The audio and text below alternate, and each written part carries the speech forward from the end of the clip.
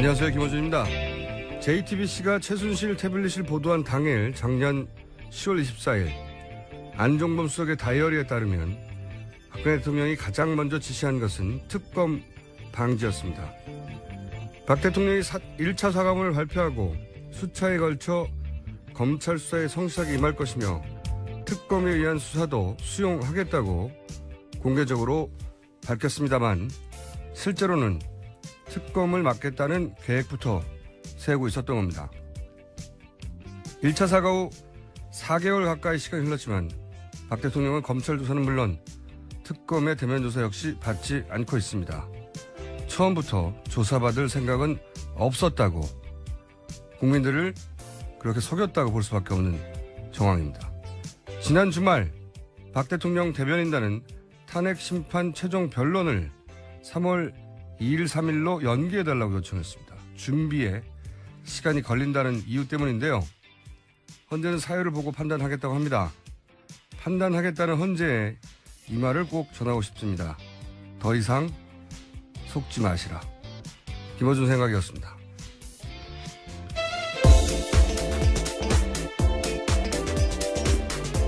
시사인의 김은지입니다.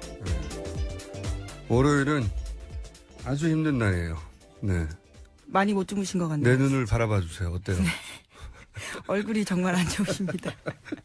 원래 내 얼굴은 안 좋아요. 안 좋은데 오늘 유난히 힘이 듭니다. 자, 주말에 쌓인 뉴스가 많아요. 네네. 빠르게 진행해 볼까요? 네. 네, 박 대통령 쪽이 탄핵 심판 최종 변론을 3월 초로 연기해달라고 공식 요청했습니다.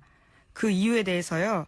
최종 변론 준비에 시간이 부족하고 또 최종 변론 기일에 박 대통령이 직접 나올 수도 있기 때문에 그 여부를 검토하는 데 시간이 필요하다. 이렇게 주장하고 있습니다. 네. 2달 내내 매일 했는데 뭘 시간이 부족합니까? 아직도. 그리고 이게 마지막에 이제 박 대통령이 나온다, 안 나온다, 이거 가지고 또 시간을 끌 것 같아요. 네. 네, 그렇게 지금 보입니다.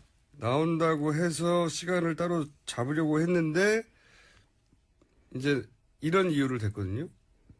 나오면 질문을 받지 않고 네, 혼자만 최후 변론 하겠다라는 네, 거죠. 근데 그거 가지고 이제 조정하려고 한다고 하다가 마지막에 안 나올 거라고 봐요. 그렇다면 안 나오겠다. 그러는 사이에 3월 13일은 지나가는 이런 전략 아니겠는가. 이게 이제 한 번만 이랬으면 모르겠는데 이 전략으로 거의 2달 내내 지내왔어요. 예, 네. 그렇죠. 예, 어떻게든 시간을 1월 말에 나온다는 이야기도 처음에 있었죠. 네, 1월 말에 나온다는 얘기가 지금은 3월 13일을 지나가느냐 마느냐로 바뀌었어요. 네, 성공한 거죠, 사실은. 지금까지의 전략은. 더 이상 이런 요청은 받아주면 안 된다고 보는데 헌재 입장에서 이제 기본적인 기계적 균형을 맞춰야 되니까 어떻게 판단할지 모르겠습니다. 오늘 판단에 따라서는 결론이 나겠죠. 3월 13일 이전에 날지 안 날지. 자, 이것뿐만 아니라 이제 그 오프닝에서도 얘기했지만 원래 검찰 조사부터 성실히 받는다고 했어요. 네, 그렇죠. 검찰 조사 받겠다 하다가 나오지 않았었고요. 특검 조사도 받겠다고 했었는데. 이제 벌써 넉 달 가까이 전에 한 얘기예요. 네. 안 받지 않습니까? 네. 그동안 아무리 받는다는 뉴스가 몇 번 나왔지만 절대 안 받잖아요. 네. 이 특검 대면 조사가 이제 나왔는데 이것도 안 받는다에 제가 500원 걸어서 이미 500원 땄고요. 네. 저희 PD가 모를 뿐 땄어요. 땄고 특검 대면 조사 관련해서도 말들이 많죠, 여전히. 네, 그렇습니다. 박 대통령 대면 조사 안개 속이다 이런 보도가 나오고 있는데요. 또 국민일보 보도에 따르면 청와대 쪽에서는 이런 요구를 했다고 합니다. 대면 조사 시간을 너무 길지 않게 해달라라는 건데요. 대통령의 신분과 나이, 건강 상태 등을 고려했을 때 오래 조사받는데 어려움이 있다 이렇게 밝혔다고 합니다. 건강 상태는 좋으신 것 같은데. 네. 저기 청와대에도 그 시설물을 빼고 운동기구를 들였다고 하잖아요. 네. 그래서 운동하시는 분과 같이 청와대에 계시고. 네네. 윤전추 행장관요. 네. 건강은 좋으신 것 같은데 여하간 만약에 이제 특검에게 청와대 그 대변인단, 대통령 변호인단이 요청했다면 질문지를 미리 달라. 예. 돌발적인 질문에 답할 수 없다는 건 오랫동안 우리가 봐왔기 때문에 그런 걸 요구했을 가능성이 있고. 근데 사전 질문지를 주더라도 그걸 묻고 나서 답을 하는데 또 물어버리면 사전 질문지가 의미가 없잖아요. 그러니까 추가 질문을 제약한다든가, 조사 시간을 제약한다든가 이런 딜을 했겠죠. 예. 했어야 박근혜 대통령이 이때까지 우리가 파악한 능력과 부합하는 태도라고 보는데 이걸 특검이 이제 받아들이기가 어렵겠죠. 네, 만약 그렇다면 사실 대면 조사가 아무 의미가 없습니다. 서면 조사해도 되거든요. 그러니까 요식행위 예, 건데. 근데 이제 절대 받지 않는다였는데 저는 받을 가능성이 10% 정도는 이제 올라왔다 생각들어요. 왜냐하면 이게 이 조사까지 거부하는 것은 좀 부담이 되거든요. 이제 이재용 부회장 영장이 발부된 상황에서는 10% 정도는 있다 이제. 예, 그런데 특검 수사 마무리 기간이 연장해주지 않는다면 28일까지거든요. 네. 정말 얼마 안 남았습니다. 근데 물론 보통 때라면 어떻게든 밀어서 때우겠지만 계산을 한참 하겠죠. 잠깐이라도 받는 게 낫지 않겠느냐 이런 조건들을 받아들이면 특검이 받아들일 리는 없다고 생각하는데 자, 10% 정도는 좀 올라갔다고 봐요. 제로에서. 다음 수는요? 네, 야 4당 원내대표가 어제 황교안 권한대행에게 특검 수사기간 연장을 촉구했습니다. 결정 시한은 내일까지 해달라라는 겁니다. 요 사안은 저희가 최종변론 헌재 관련 그리고 연장 사안은 저희 각각 중요한 사안이라 잠시 후에 박범계 의원과 노회찬 원내대표 연결해서 자세히 들어보기로 하고 자 다음 수는요. 네, 특검팀이 어제 우병우 전 수석을 직권남용 권리행사 방해 등 혐의로 구속영장을 청구했습니다. 원래 언론에서는 뭐 한 2, 3일 있다가 할 것처럼 했는데 당일날 바로. 네, 전격적으로 엄청나네. 바로 했습니다. 이렇게 빨리 했다는 건 영장 준비를 다 끝낸 다음에 불렀다는 얘기죠. 그렇죠. 예, 네. 다 맞춰놓고 마지막으로 불렀던 거죠. 예, 다 썼다라는 거죠 이미. 예, 써놓고 부른 거죠.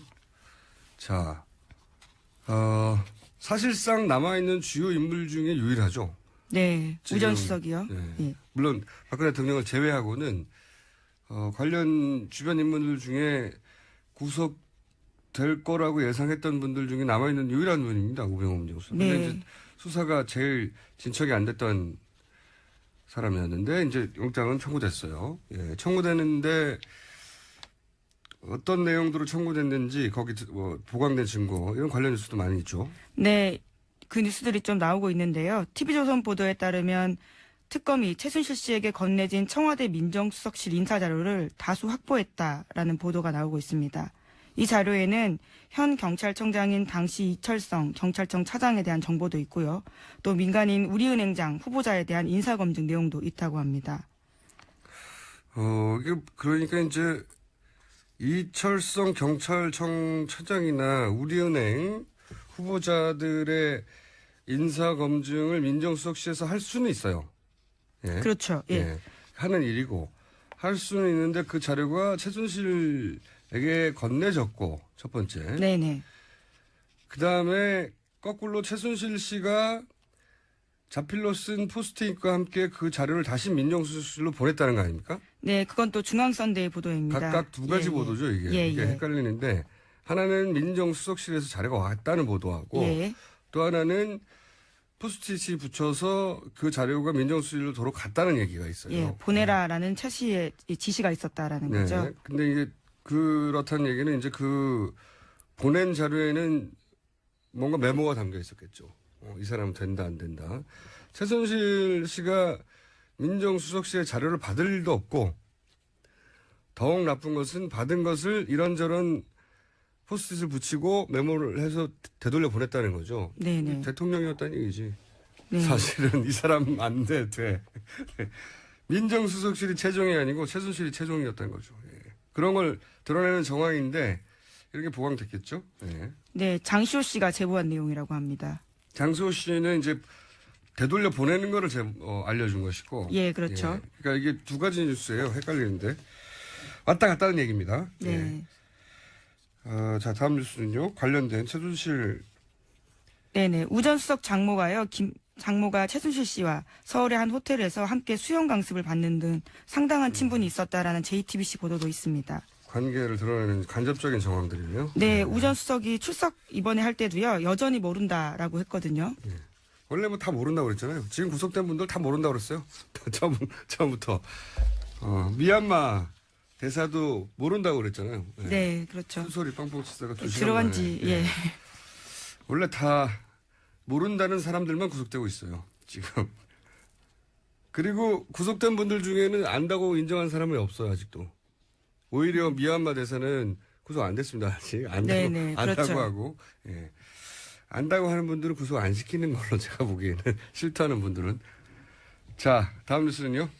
네, 박 대통령이 최순실 씨 일을 돕는 미얀마 현지 사업가에게 전화를 걸었던 정황이 드러났다라는 TV조선 직접? 보도입니다. 네, 그렇죠. 그 관련된 녹취 파일이 있는데요.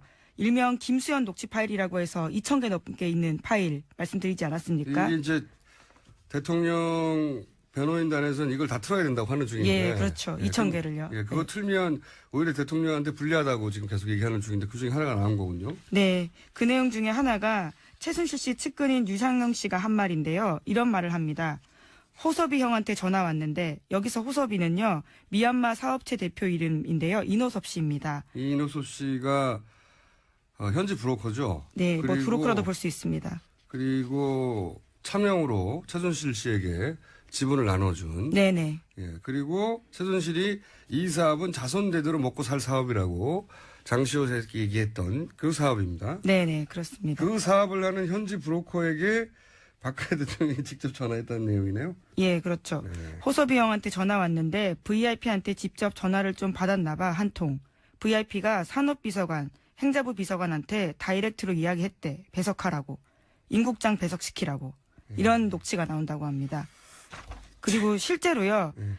이노섭 씨 같은 경우에는 안종범 당시 수석과 정만기 당시 비서관 등과 함께 K타운 관련된 회의를 서울의 한 호텔에서 했습니다. 지시가 이뤄졌다고 봐야 되겠죠. 네. 뉴스 굉장히 재밌는 뉴스네요.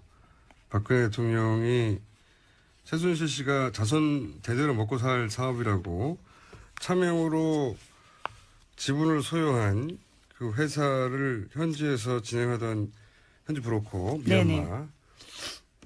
그 업체 대표에게 전화를 직접 했다. 네. 안종범 전 수석의 수첩에도요.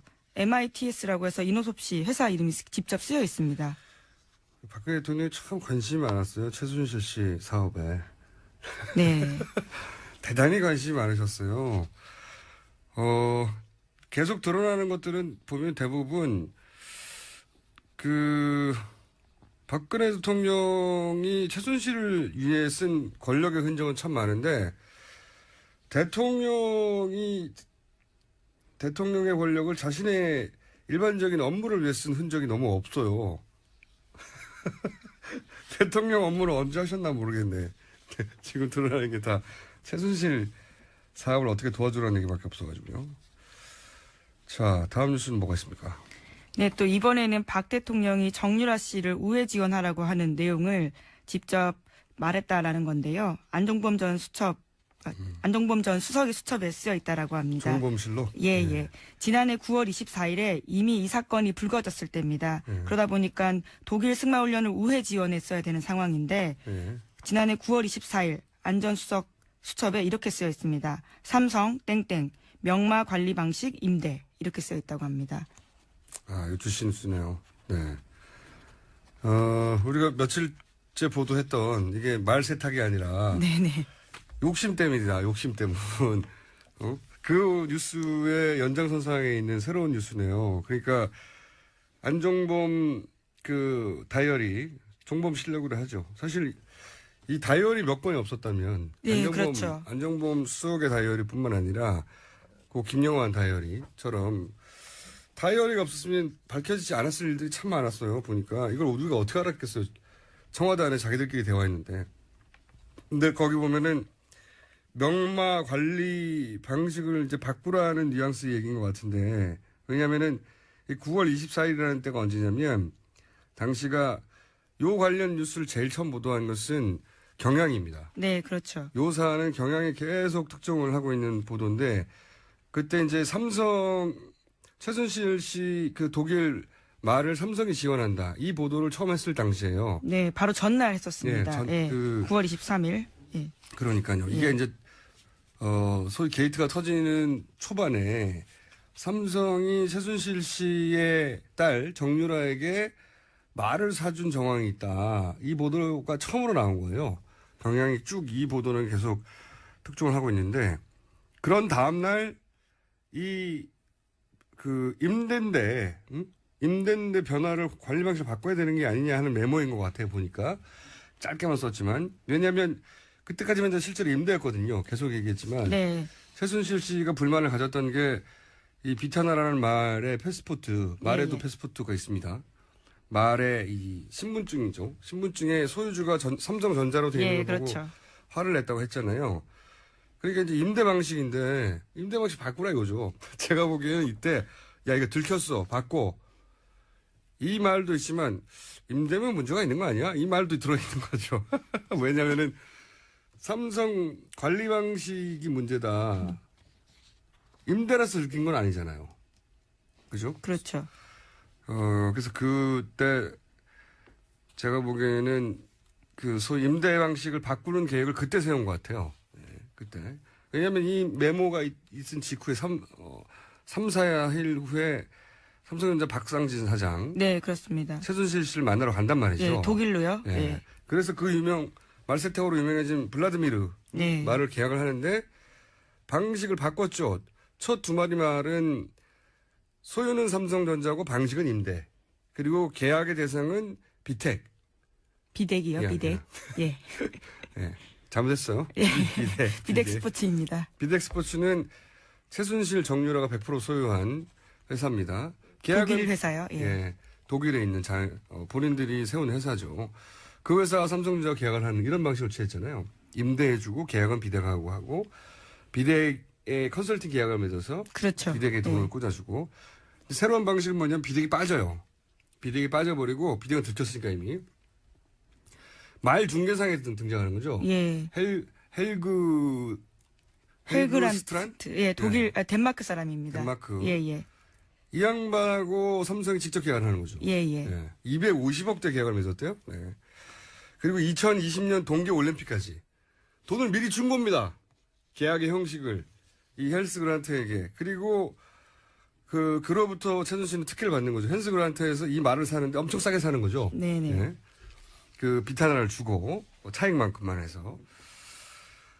그렇게 이제 3쿠션으로 말을 넘긴 이 방식의 변화를 이 다이어리에 이 말 들킨 다음날 등장하는 거죠. 그렇죠. 관리 방식이 임대인데 이거 변화를 시켜 문제네. 그러니까 대통령은 최순실 씨가 국정의 최우선 과제였어요. 보니까 최우선 과제예요. 등장만 하면 최순실 씨가 문제가 등장하면 다 해결해주고. 참. 다음 순요? 네, 김정남 피살 사건의 유력한 용의자로 북한 국적인 리정철 씨가 체포됐습니다. 또 주요 남성 용의자가요, 모두 북한 국적자로 확인됐습니다. 그럼에도 말레이시아 당국은 북배후설에는 여전히 신중한 태도인데요. 특수훈련을 받은 북한 전문 요원의 범행으로 보기에는 악의가 맞지 않다라는 대목이 적지 않다고 한겨레 신문도 지적하고 있습니다. 악의가 아니고 악의. 악의, 예, 예. 처음부터 이게 굉장히 부자연스러운 예, 예. 뉴스라고 했는데, 명백히 북한임을 스스로 천명하거나 IS는 보통 그렇게 하죠. 혹은 아예 북한인 줄 모르게 하거나, 예? 보통은 둘 중에 하나인데 이런 사건의 경우에는 이게 이제 은밀한 암살인 척 하면서 들킬 수밖에 없는 단서를 다 남기고 있는, 대체 왜 이러는 건지 모르겠는 부자연스러운 만발 사건이에요. 제가 보기에는 처음부터 맨 처음에 여성들이 택시 타고 도망가는 것도 이상하다고 했는데, 그래서 이 여성들이 아마도 상대가 김정남인 것조차도 모를 거다고, 근데 그렇게 밝혀지고 있죠. 했었는데, 또 이상한 거는 이 스파이인데 다 자기 여권으로 네. 다 출입기 기록을 다 남기면서 4명이 막 단체로 움직여요. 만약에 훈련된 스파이면 가짜 여권 정도는 쉬운 일인데, 그리고 그 여성이 체포된 후에도 그 중에 한 사람은 집에 있어요, 그냥. 말레이시아 지배. 너무 이상하지 않습니까? 만약에 이 체포된 사람이 고도로 훈련된 북한 스파이, 소위 블랙 요원, 신분을 알 수 없는 오랫동안 그 지역에 살며 현지인과 마찬가지로. 근데 그런 사람이 CCTV 있는 곳에서 이런 식으로 암살에 연루돼서 자기 정체를 다 폭로시킨다는 건 말이 안 되거든요. 여하간 분명한 거는 이게 보이는 게 전부가 아닌 사건은 이면 틀림없다. 네, 보이는 게 전부가 아닌 사건이면 틀림없다. 이 정도로 해두고. 자, 저희가 이제 탄핵 관련해서 며칠 전부터 이제 탄핵 기각설이 돈다는 얘기를 계속 해왔어요. 예. 네. 이 기각설 관련해서 이 보도를 가장 먼저 한 기자가 있습니다. 한국일보가 이 기사를 가장 먼저 보도했거든요. 한 2주 전쯤에. 이분을 저희가 잠깐 연결해서 짧게 인터뷰를 해볼까 합니다. 안녕하세요. 정재 기자님. 네, 안녕하십니까. 네. 이 설 관련해서 가장 먼저 한국일보에서 보도를 하셨는데 우선 현재 어떤 설이 나와 있는지 총 정리 한번 해주십시오. 짧게. 뭐 여러 설들이 있는데 한 70-80% 정도는 기각설을 중심으로 형성이 되어 있고요. 예. 그리고 나머지 1-20% 정도는 이제 연기설인데 간단히 말씀드리면 기각설은 어쨌건 그 헌재 구성상 보수 성향을 가지고 있는 2명의 재판관 이름이 집중적으로 거론이 되고 있습니다. 거기에 이 2명과 더불어 한 분의 더 보수 성향의 재판관이 이름이 나오고 있는데 이제 이분을 여권과 그리고 뭐 법조계 내에서의 또 극우층들이 적극적으로 설득 중이다라는 게 이제 기각설의 이제 핵심을 이루고 있습니다. 저도 사실은 2달 전부터 유사한 얘기는 듣긴 들었습니다. 예, 많이 들었죠. 이게 이제 그 보도 찌라시라고 하죠. 예. 그렇죠. 예. 찌라시 같은 데서도 돌고 또 정치권에서 보면 무슨 분석 자료 문서 이런 식으로 돌기도 하고요. 네네, 그렇습니다. 네. 일단 그런 것도 보셨죠? 네네, 양쪽 다 뭐 찌라시 형태 그리고 페이퍼 형태 그리고 또 뭐 각종 그 인사들에게 직접 들은 이야기까지. 원래 이런 큰 사건에는 이런 설들이 있긴 있습니다. 네. 네네. 당연히 있긴 있는데 워낙 사안이 크다 보니까 저희가 설에 불과할 지연정 한번 들여다봐야겠다 싶어서 이제 연락을 드린 건데. 네. 뭐 법조계 내에도 물론 여러 가지 정치 성향이 있는 분들이 있을 수 있고 그분들이 소위 이제 확실한 2분과 나머지 1분을 설득 중이다. 그래서 총 3명을 기각설로 설득 중이다라는 이야기. 그렇습니다. 이 시나리오는 저도 벌써 열흘도 넘게 저를 듣기 시작해서 지금 꽤 많이 퍼져 있던데. 네네. 혹여 이런 찌라시 말고 출처를 좀 밝힐 수 있을 만한 이 설의 출처 중에 제법 제법 신빙성 있는 거 아니야? 라고 기사를 썼을 때는 믿을 만한 어떤 출처가 있을 수 있지 않겠습니까? 네. 네네. 뭐 당연히 실명으로 말씀드릴 수는 없는 부분이지만 일단 기본적으로 보도의 전제가 되는 것이 제가 서초동이라 그러죠. 법조를 8년 정도 검찰 법원을 출입했었습니다. 그러다 보니까 법조 오래 하셨군요. 예. 네. 그러다 보니 이제 역으로 저에게 한 달 전쯤부터 이 서초동에 좀 보수 쪽 성향이라는 고위 그 층들이 오히려 역으로 전화를 와서 처음에 이 설의 존재를 알게 됐었고요. 역으로 전화 왔을 때 처음에 뭐라고 하던가요?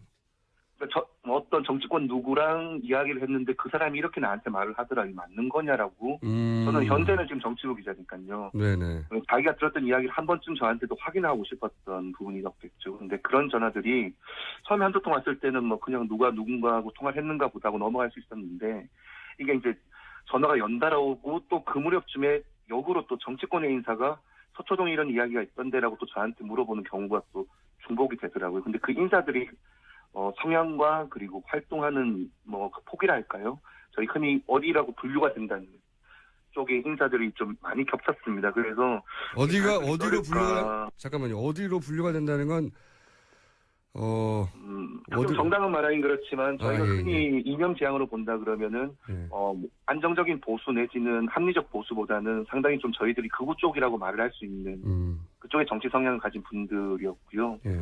이렇게 말씀드렸던 이 썰들이, 특히나 기각설들이 제가 처음 들었던 건 한 달 전도 좀 넘었던 것 같은데, 이게 아까 우리 진행자님께서 말씀하셨던 것처럼 정치권에서는 이제 사실화되면서 이제 페이퍼로 만들어지더라고요. 그리고 문재인 대표를 비롯해서 이제 야권 인사들이 이제 집중적으로 말을 거론한 게 지난 7일이었고요.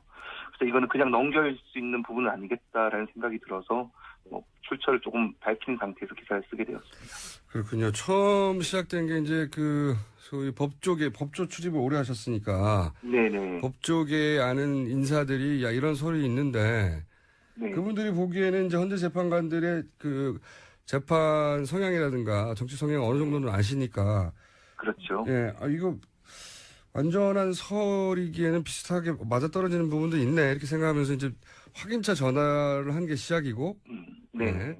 그리고 거꾸로 정치권에서도 정치부에 지금은 계시니까. 네. 역으로 확인 온 전화들도 제법 많고. 근데 그 인사들이, 구구로 분류될 만한. 네네. 지금 그렇다면 이제 현재는 자유한국당 소속 정치인들이 대부분이겠네요. 거기서 기각이 중요하니까. 네. 아무래도 일단은 그런 성향이라고 해주겠습니다.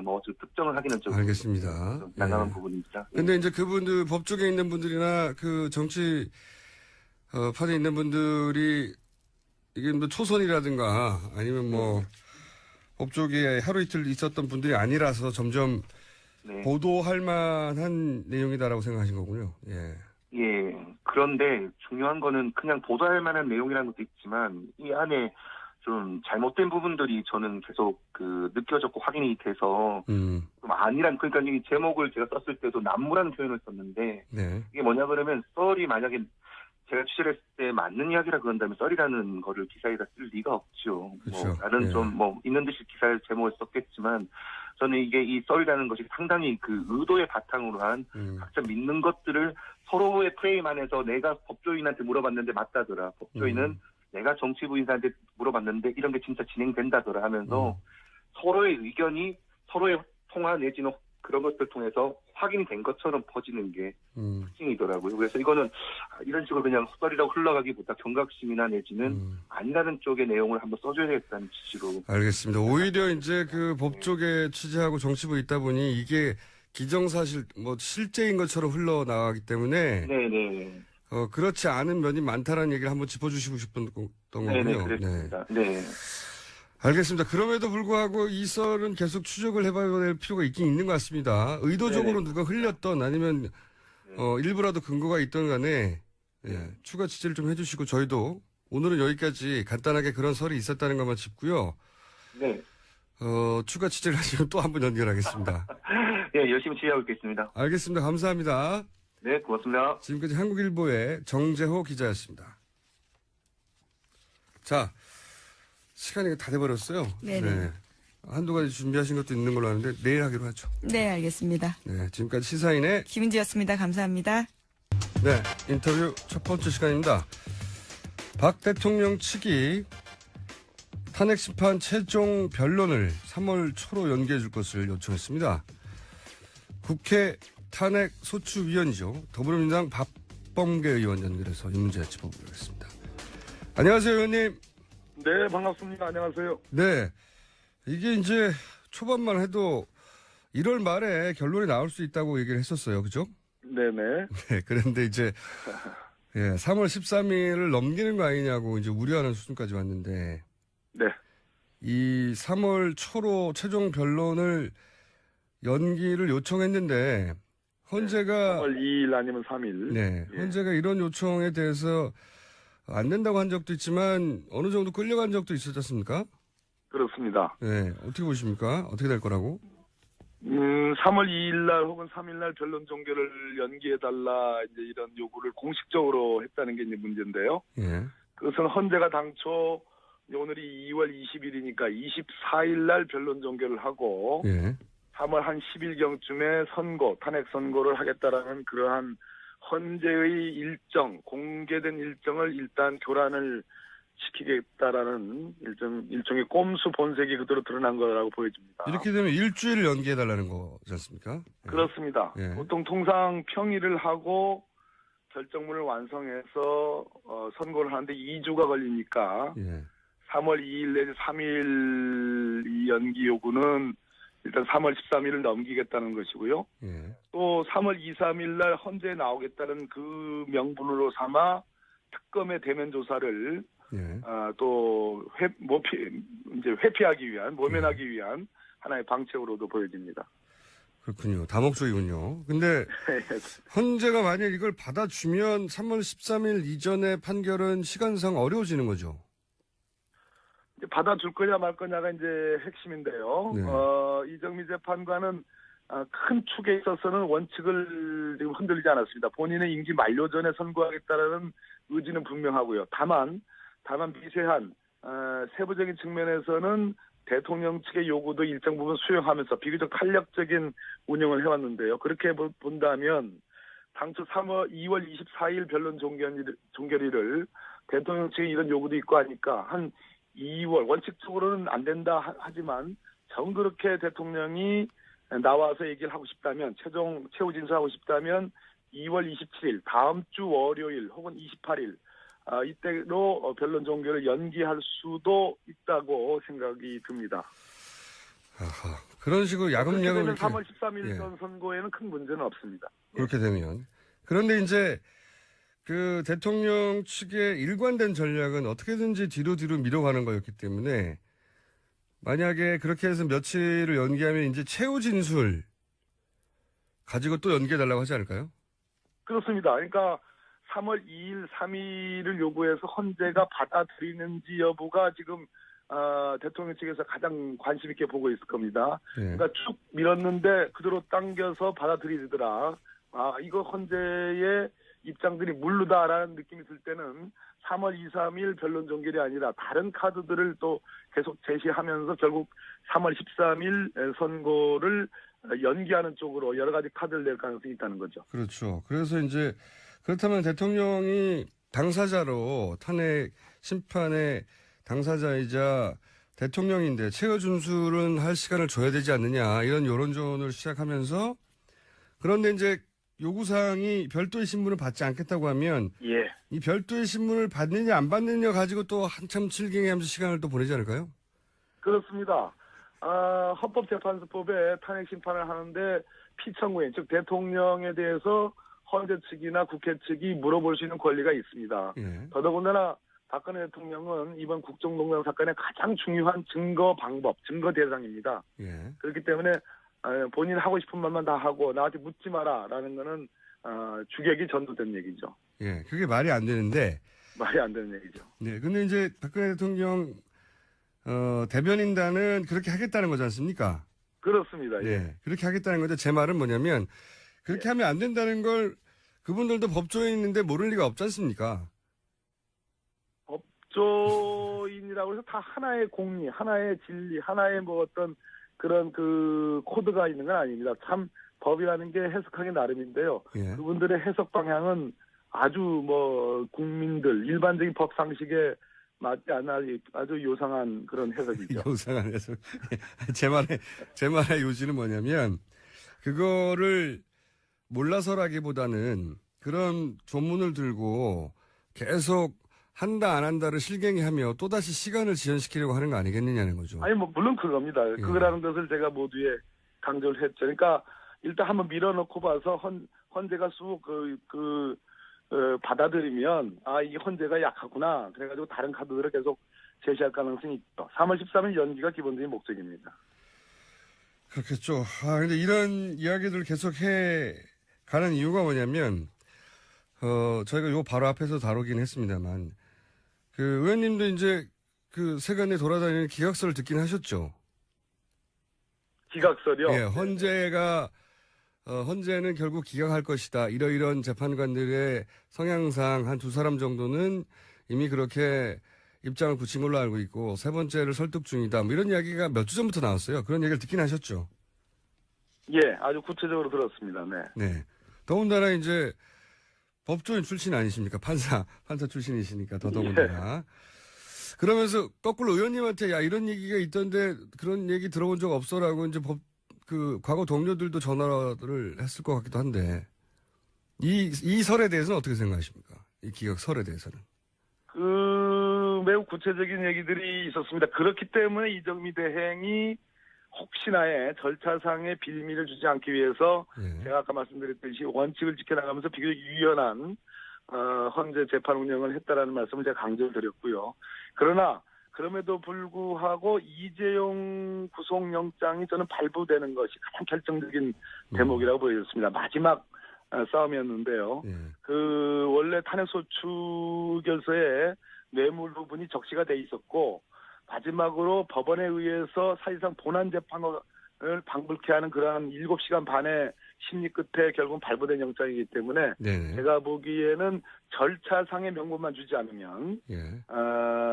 저는 헌재 재판관 중에서 정말 이것을 뭐 증거의 원칙을 어겨가면서까지 기각설에 쓰기는 쉽지 않다라는 조심스러운 관점을 갖고 있습니다. 그러니까 지금 기각서를 들으시고 너무나 구체적이고 그다음에 법조계 상황을 잘 아시는 분이니까 신빙성이 전혀 없어 아예 없어라고만은 말할 수 없었던 상황이었군요. 그런 상황이었는데 결국 예. 큰 고비를 아하. 이재용 영장 발부로 인해서 넘었다 이런 말씀드립니다. 그렇군요. 저 혼자 이거 걱정하고 있는 줄 알았더니 의원님도 걱정하고 계셨군요. 아유 속이 시커멓게 탔었죠. 그렇군요. 근데 아직 안심할 수는 없다고 생각되는 것이 물론 말씀하셨다시피 지금 이재용 부회장의 영장이 발부됐다는 게 실제 이 탄핵 심판하고 직접 관련은 없다고도 주장하는 쪽이 있습니다만은 이게 영향을 줄 거라고 보시는 거지 않습니까? 그렇습니다. 탄핵 소추서에 네. 삼성의 뇌물 공여와 대통령 최순실 측의 뇌물 수수는 명시가 되어 있습니다. 근데 그것이 구속영장의 발부로 분명해졌기 때문에 네. 제가 보기에는 뭐 한 8, 9할 능선은 넘은 걸로 그렇게 판단하고 있습니다.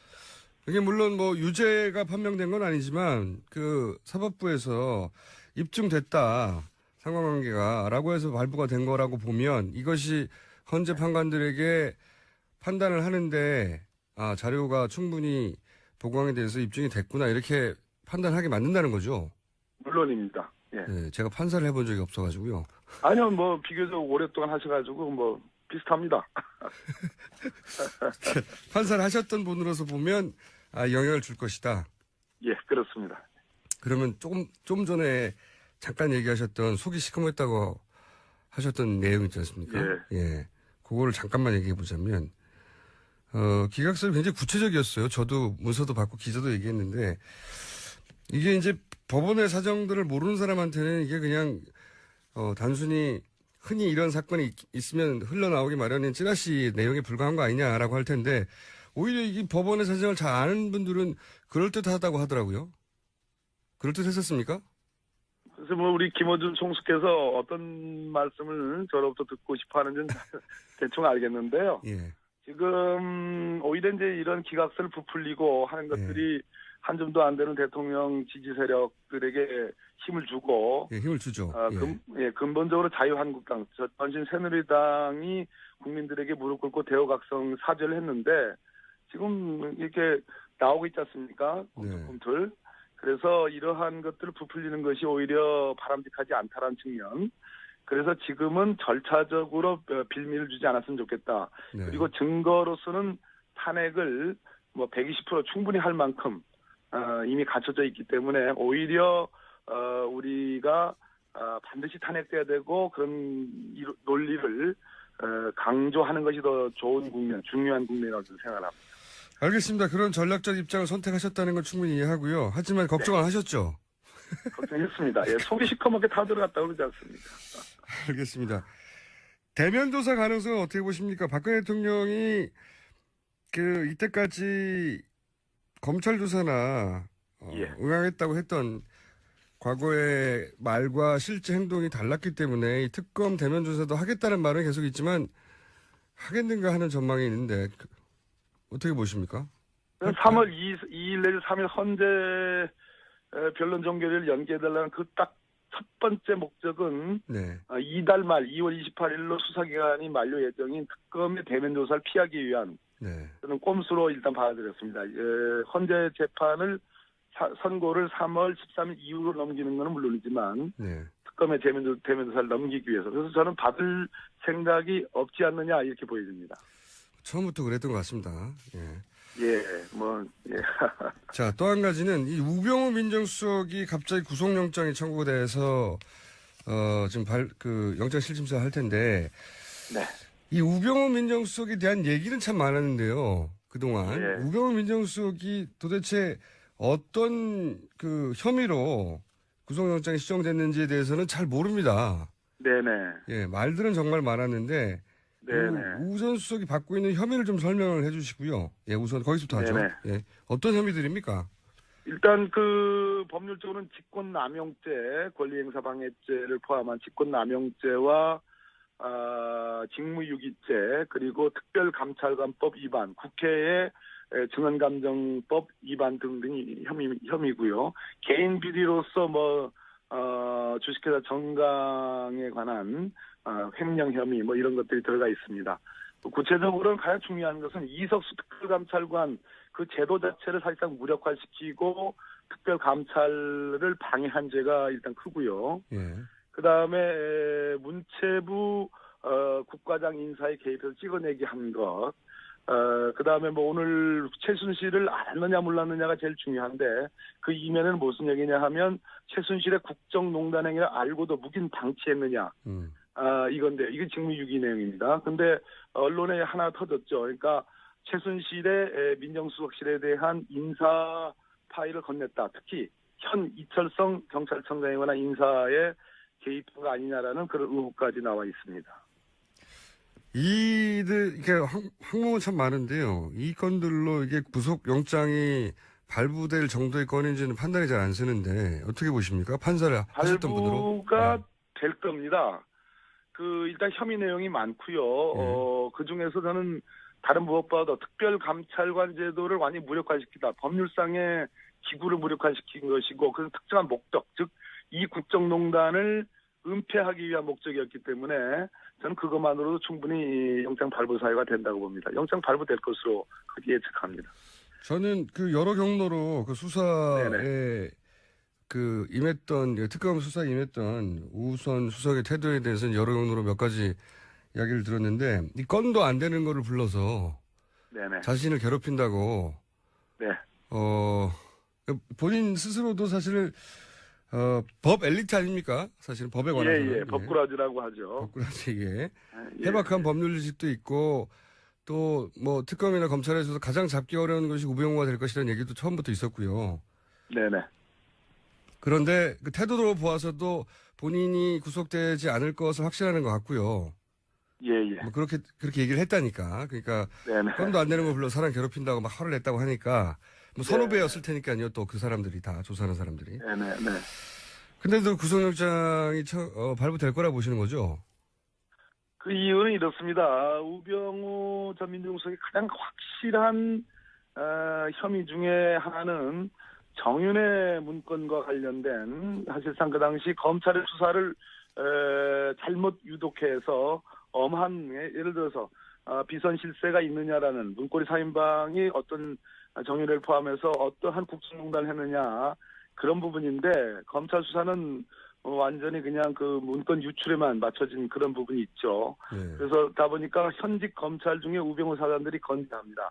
이 부분 수사를 특검이 하지 못할 겁니다. 못했습니다. 그렇기 때문에 저는 오히려 지금 받고 있는 이러한 여러 가지 혐의들 그런 것에 대해서 저는 영장 전담 판사가 누구보다 잘 알고 있다고 생각합니다. 그런 측면에서 오히려 영장이 발부될 가능성이 있다. 그렇게 보는 사람입니다. 알겠습니다. 만약에 영장이 발부 안 되면 다 의원님 잘못으로 알겠습니다. 예, 역시 대단하십니다. 예측이라는 거죠. 네, 한 가지만 더 여쭤보자면, 특검 연장 사안 저희가 사실 잠시 후 3부에서 노회찬 원내대표. 예. 원내대표 의논사항이니까요, 1차적으로는. 예. 네, 여쭤보겠지만, 그 전에 황교안 대행이 특검 연장을 수용하지 않을 것이라는 전망이 우세한데, 여기 대해서 한마디만 논평해 주십시오. 어떻게 할까요? 예, 맞습니다. 특검을 연장하겠다는 얘기는 박근혜 대통령 탄핵 이후에 특검에 의해서 박근혜 대통령의 구속, 기소, 사법 처리를 전제로 하는 거기 때문에 황교안 대행이 누굽니까? 그 박근혜 대통령이 아바타와 같은 존재거든요. 네, 그것을 열어놓을 리가 없다고 생각합니다. 연장 안 해줄 겁니다, 아마. 그렇겠죠. 예. 예. 알겠습니다. 연장이 안 돼도 의원님 책임으로 알겠습니다. 예, 모든 걸 안고 가겠습니다. 자, 오늘은 저희가 여기까지 하고요. 네, 다음에 저희 스튜디오 나오셔가지고, 네. 그러겠습니다. 네, 긴 이야기를 좀 나누셨으면 좋겠습니다. 할 얘기가, 네, 탄핵 심판 관련해서 할 얘기가 정말 많으실 것 같아요. 다 지금 못 이야기한. 그죠? 한번 뵙죠. 네, 그 뒷이야기는 그때 나누기로 하겠습니다. 오늘 말씀 감사합니다. 예, 감사합니다. 네, 지금까지 국회 탄핵소추위원 더불어민주당 박범계 의원이었습니다. 노회찬 원내대표 연결해서 자세히 들어보기로 하고, 자, 다음 뉴스는요? 네, 특검팀이 어제 우병우 전 수석을 직권남용 권리행사 방해 등 혐의로 구속영장을 청구했습니다. 원래 언론에서는 뭐 한 2, 3일 있다가 할 것처럼 했는데 당일날 바로. 네, 전격적으로 엄청나네. 바로 했습니다. 이렇게 빨리 했다는 건 영장 준비를 다 끝낸 다음에 불렀다는 얘기죠. 그렇죠. 예, 네. 다 맞춰놓고 마지막으로 불렀던 거죠. 예, 다 썼다라는 거죠, 이미. 예, 예. 써놓고 부른 거죠. 자, 사실상 남아있는 주요 인물 중에 유일하죠. 네, 지금, 우전 수석이요. 네. 예. 물론 박근혜 대통령을 제외하고는 관련 주변 인물들 중에 구속될 거라고 예상했던 분들 중에 남아있는 유일한 분입니다. 우병우 민정수석. 네. 근데 이제 수사가 제일 진척이 안 됐던 사람이었는데 이제 영장은 청구됐어요. 예, 청구됐는데 어떤 내용들로 청구됐는지 거기 뭐 보강된 증거 이런 관련 뉴스도 많이 있죠. 네, 그 뉴스들이 좀 나오고 있는데요. TV조선 보도에 따르면 특검이 최순실 씨에게 건네진 청와대 민정수석실 인사자료를 다수 확보했다라는 보도가 나오고 있습니다. 이 자료에는 현 경찰청장인 당시 이철성 경찰청 차장에 대한 정보도 있고요. 또 민간인 우리은행장 후보자에 대한 인사검증 내용도 있다고 합니다. 이게 그러니까 이제 이철성 경찰청 차장이나 우리은행 후보자들의 인사검증을 민정수석실에서 할 수는 있어요. 예. 그렇죠. 예. 예. 하는 일이고 할 수는 있는데 그 자료가 최순실에게 건네졌고 첫 번째. 네네. 그 다음에 거꾸로 최순실 씨가 자필로 쓴 포스트잇과 함께 그 자료를 다시 민정수석실로 보냈다는 거 아닙니까? 네, 그건 또 중앙선대의 보도입니다. 각각 두 가지 예, 보도죠, 이게. 예, 이게 예. 헷갈리는데 하나는 민정수석실에서 자료가 왔다는 보도하고 예. 또 하나는 포스트잇이 붙여서 그 자료가 민정수석실로 도로 갔다는 얘기가 있어요. 예, 보내라라는 최 씨의 지시가 있었다라는 네. 거죠. 근데 이게 그렇다는 얘기는 이제 그 보낸 자료에는 뭔가 메모가 담겨 있었겠죠. 이 사람은 된다, 안 된다. 최순실 씨가 민정수석실의 자료를 받을 일도 없고 더욱 나쁜 것은 받은 것을 이런저런 포스트잇을 붙이고 메모를 해서 되돌려 보냈다는 거죠. 네네. 대통령이었다는 얘기지. 네. 사실은 이 사람 안 돼. 민정수석실이 최종이 아니고 최순실이 최종이었다는 거죠. 예. 그런 걸 드러내는 정황인데 이렇게 보강됐겠죠. 예. 네, 장시호 씨가 제보한 내용이라고 합니다. 장수호 씨는 이제 되돌려 보내는 거를 알려준 것이고. 예, 그렇죠. 예. 그러니까 이게 두 가지 뉴스예요. 헷갈리는데. 왔다 갔다는 얘기입니다. 네. 예. 자, 다음 뉴스는요. 관련된 최순실. 네네. 우전 수석 장모가요. 장모가 최순실 씨와 서울의 한 호텔에서 함께 수영 강습을 받는 등 상당한 친분이 있었다라는 JTBC 보도도 있습니다. 관계를 드러내는 간접적인 정황들이네요. 네, 우전 수석이 출석 이번에 할 때도요. 여전히 모른다라고 했거든요. 원래 뭐 다 모른다고 그랬잖아요. 지금 구속된 분들 다 모른다고 그랬어요. 처음부터. 미얀마. 안녕하세요. 김호준입니다. JTBC가 최순실 태블릿을 보도한 당일 작년 10월 24일 안종범 수석의 다이어리에 따르면 박근혜 대통령이 가장 먼저 지시한 것은 특검 방지였습니다. 박 대통령이 1차 사과문을 발표하고 수차에 걸쳐 검찰 수사에 성실하게 임할 것이며 특검에 의한 수사도 수용하겠다고 공개적으로 밝혔습니다만 실제로는 특검을 맡겠다는 계획부터 세우고 있었던 겁니다. 1차 사과 후 4개월 가까이 시간이 흘렀지만 박 대통령은 검찰 조사는 물론 특검의 대면 조사 역시 받지 않고 있습니다. 처음부터 조사받을 생각은 없었다고 국민들을 그렇게 속였다고 볼 수밖에 없는 정황입니다.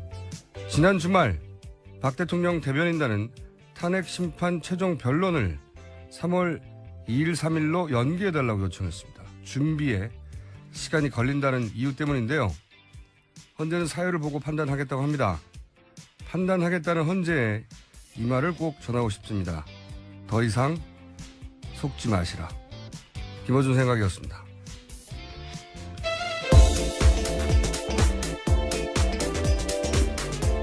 시사인의 김은지입니다. 월요일은 아주 힘든 날이에요. 네. 많이 못 주무신 것 같네요. 내 눈을 바라봐 주세요. 어때요? 얼굴이 정말 안 좋으십니다. 원래 내 얼굴은 안 좋아요. 안 좋은데 오늘 유난히 힘이 듭니다. 자, 주말에 쌓인 뉴스가 많아요. 네네. 빠르게 진행해볼까요? 네. 네, 박 대통령 쪽이 탄핵 심판 최종 변론을 3월 초로 연기해달라고 공식 요청했습니다.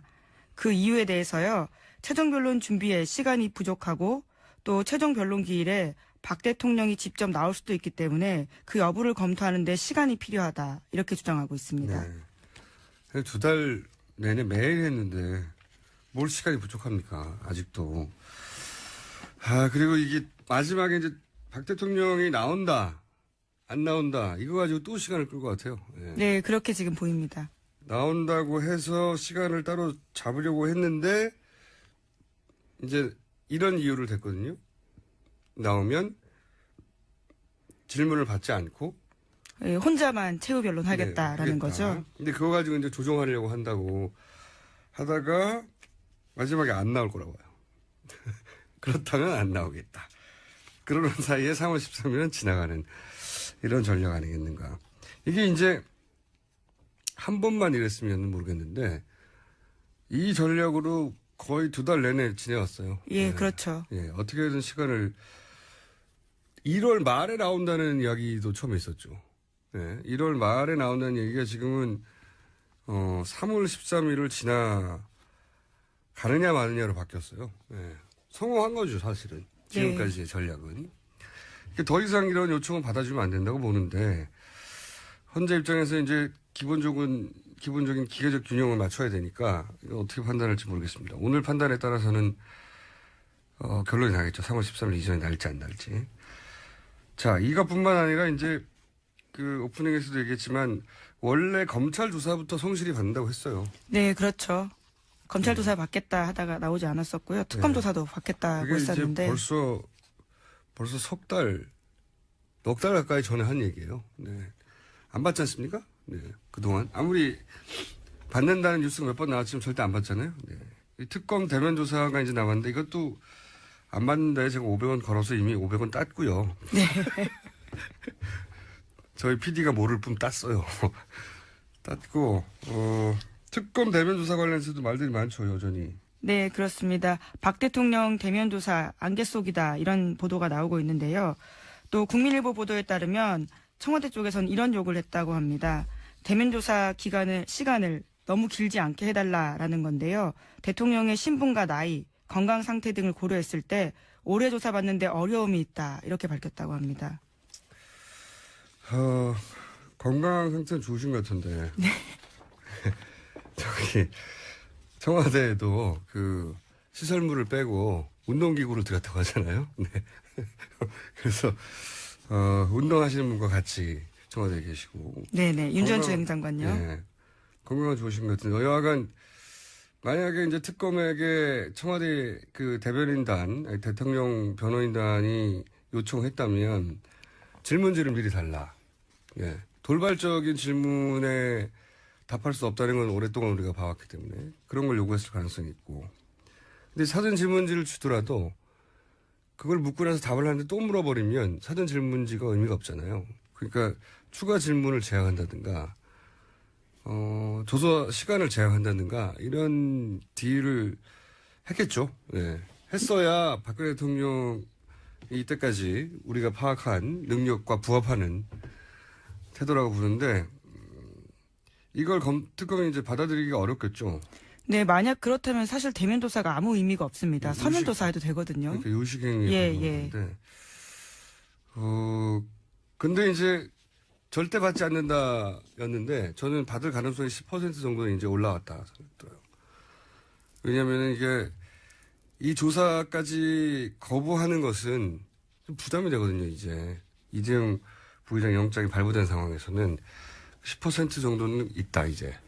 예, 그런데 특검 수사 마무리 기간이 연장해주지 않는다면 28일까지거든요. 네. 정말 얼마 안 남았습니다. 근데 물론 보통 때라면 어떻게든 밀어서 때우겠지만 계산을 한참 하겠죠. 잠깐이라도 받는 게 낫지 않겠느냐 이런 조건들을 받아들이면 특검이 받아들일 리는 없다고 생각하는데 자 10% 정도는 좀 올라갔다고 봐요. 제로에서. 다음 수는요? 네, 야 4당 원내대표가 어제 황교안 권한대행에게 특검 수사기간 연장을 촉구했습니다. 결정 시한은 내일까지 해달라라는 겁니다. 요 사안은 저희가 최종 변론 헌재 관련 그리고 연장 사안은 저희 각각 중요한 사안이라 잠시 후에 박범계 의원과 대사도 모른다고 그랬잖아요. 네, 네 그렇죠. 소리 빵빵 치다가 2시간 들어간 만에. 지 예. 예. 원래 다 모른다는 사람들만 구속되고 있어요. 지금. 그리고 구속된 분들 중에는 안다고 인정한 사람이 없어요. 아직도. 오히려 미얀마 대사는 구속 안 됐습니다. 아직 네네, 안다고 그렇죠. 하고. 예. 안다고 하는 분들은 구속 안 시키는 걸로 제가 보기에는 싫다는 분들은. 자, 다음 뉴스는요.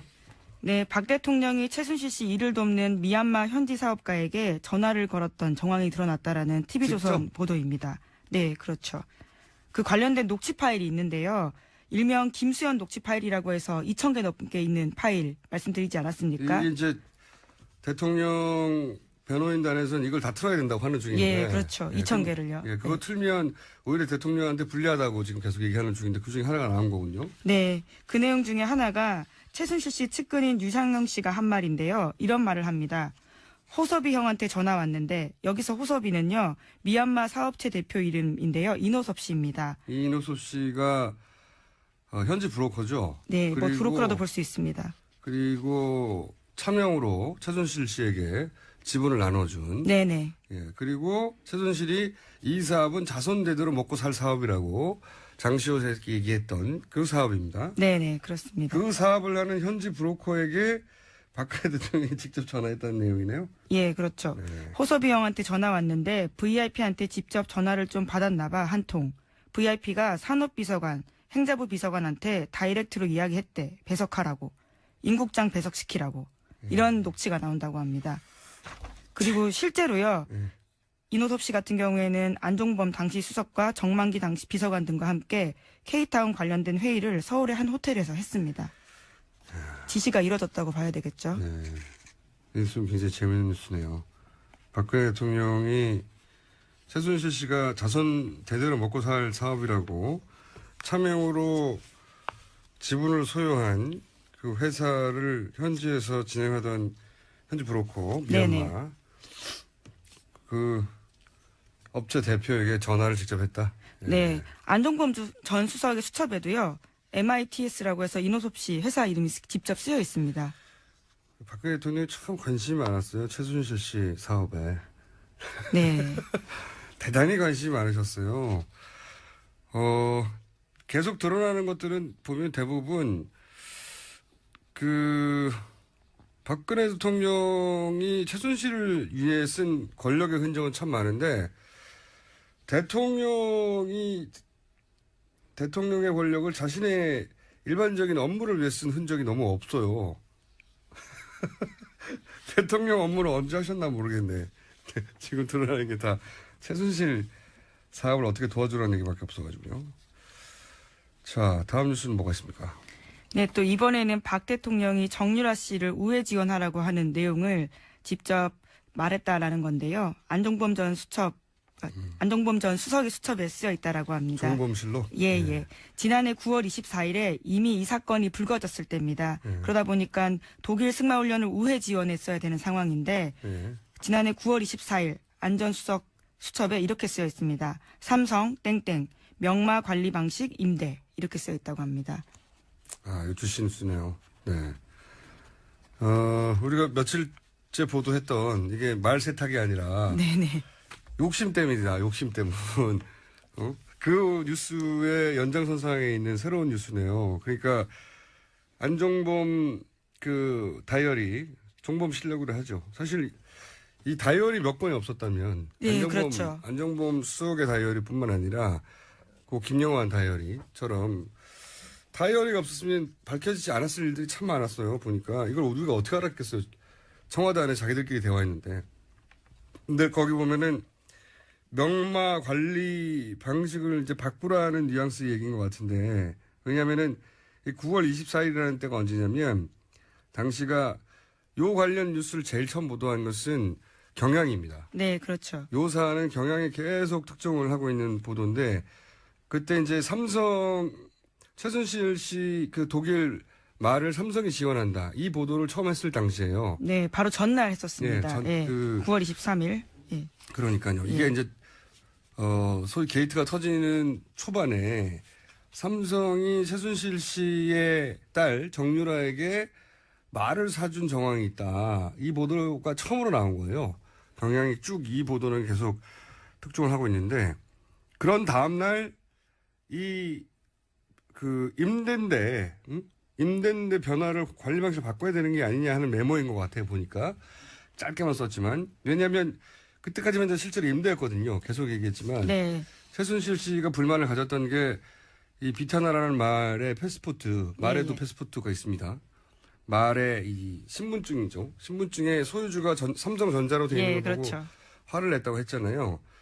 그러니까 이제 임대 방식인데 임대 방식 바꾸라 이거죠. 제가 보기에는 이때 야, 이거 들켰어, 바꿔, 이 말도 있지만 임대면 문제가 있는 거 아니야? 이 말도 들어있는 거죠.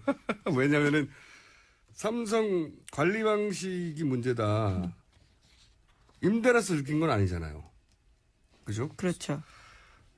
그래서 그때 제가 보기에는 그 소위 임대 방식을 바꾸는 계획을 그때 세운 것 같아요. 네, 그때. 왜냐하면 이 메모가 있은 직후에 3, 4일 후에 삼성전자 박상진 사장. 네, 그렇습니다. 최순실 씨를 만나러 간단 말이죠. 네, 독일로요. 네. 네. 그래서 그 말세탁으로 유명해진 블라드미르 네. 말을 계약을 하는데 방식을 바꿨죠. 첫 두 마디 말은 소유는 삼성전자고 방식은 임대. 그리고 계약의 대상은 비택. 비덱이요, 야, 비덱. 야. 예. 네, 잘못했어요. 예. 비덱. 비덱 스포츠입니다. 비덱 스포츠는 최순실 정유라가 100% 소유한 회사입니다. 독일 회사요. 예. 예, 독일에 있는 본인들이 세운 회사죠. 그 회사와 삼성전자가 계약을 하는 이런 방식을 취했잖아요. 임대해주고 계약은 비덱하고 하고, 비덱